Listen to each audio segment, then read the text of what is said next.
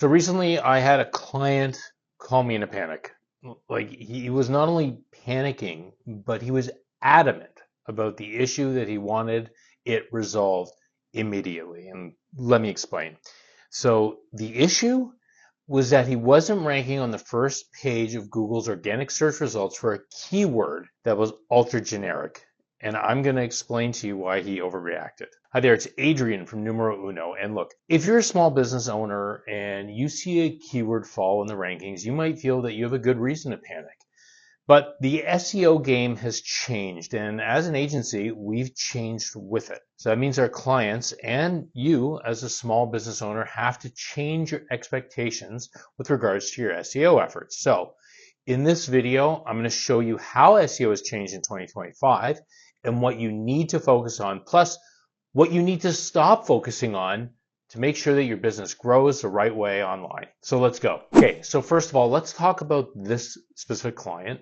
And for the sake of privacy, I'm going to change his industry and say that he runs a bakery that specializes in custom cakes, cookies, and pastries. So he calls me last week and asks why the bleep is he not ranking for the keyword cookies. Now, he's on page 5 for the organic search, which is not where he wants to be for the word cookies, and this has set him off to the point that he wants to have a call to discuss why this is happening. Now, let's step back a few years ago when this client was onboarded and we gave our keyword recommendations, and he insisted against our advisement of adding the word cookies to his keyword list. Why do we advise against that? Well, an ultra generic keyword like that is going to be tough to rank for. First of all, there are so many types of cookies: chocolate chip, oatmeal, peanut butter, etc. Then there are all types of commercial brands like Oreo, Girl Guides, Famous Amos, Peak Freens, etc. And of course, the internet is saturated with recipe sites for various types of cookies. Plus, you have to deal with sites like Wikipedia, which will always outrank you on generic search terms. Heck, the word cookies might refer to the text code in a website that remembers information about your visit, which is totally not what you want to rank for if you're a bakery. So when you are a bakery and you're trying to sell cookies in a local area, which our client's trying to do, to rank on the Google organic rankings for that keyword, it's simply not going to rank. And that's why you should never focus your SEO results on ranking for a generic keyword, because you're going to get nowhere. But here's where things got interesting. So he was ranking first in the Google local listings for the word cookies.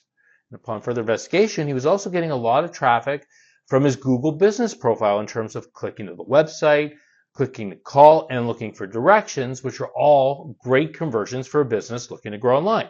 So my first point to him, and to anyone doing SEO for their small to mid-sized business, forget the generic keywords and where you're ranking organically for them. Instead, focus on what your customers are actually looking for, or more specifically, what kind of problems can you solve for your customers? And this leads me to the two most important words when it comes to SEO in 2025 and beyond: customer intent. Some SMBs are ultra local, like this bakery, that rely on foot traffic, phone, or online orders to generate business. And when we did analysis of the results for the previous month, they were ranking locally for specific keywords like cookies for a kid's birthday party and where to buy the best chocolate chip cookies in Toronto.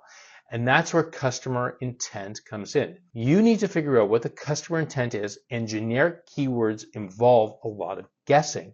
So going back to our example, the word cookies as a bakery, you have to put yourself in potential customer shoes to see what intent they would have in their search. So going to a website like answerthepublic.com can show you which keywords you might want to rank for. But a word of warning: don't just throw in generic keywords or you'll miss out on potential customer intent. So for example, check out these results from Answer the Public when I put in the simple generic word cookies. You can see the keyword phrases don't relate to a local business that's looking for qualified traffic.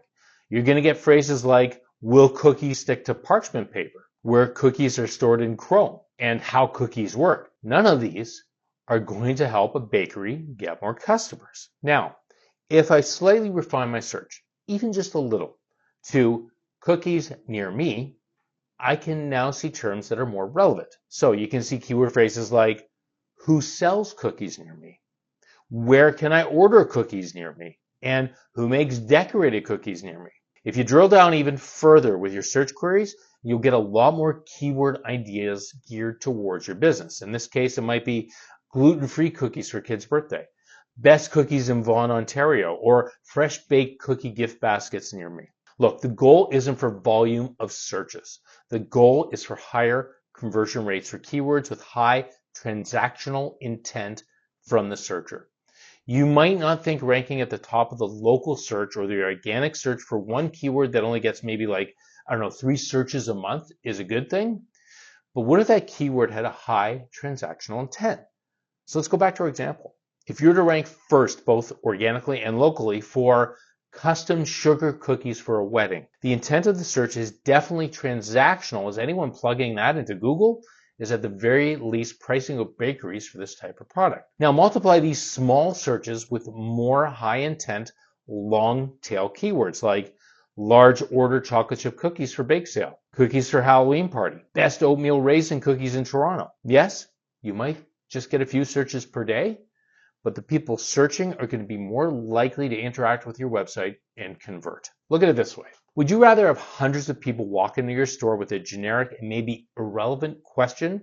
Or would you rather have just a few people walk into your store already looking to buy a product you sell? And that's why you should ditch trying to rank for generic keywords and focus on the long tail keywords that show customer intent that you're looking for. Look, if you want more help on this, please feel free to reach out. My email address is in the description below.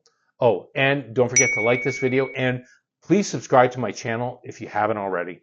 The videos I post can help you navigate this sometimes confusing and ever-evolving world of SEO and digital marketing for small businesses. Oh, speaking of which, if you take a few minutes and you watch this video, if you want to dig down even more about creating content that gets noticed online to help grow your business.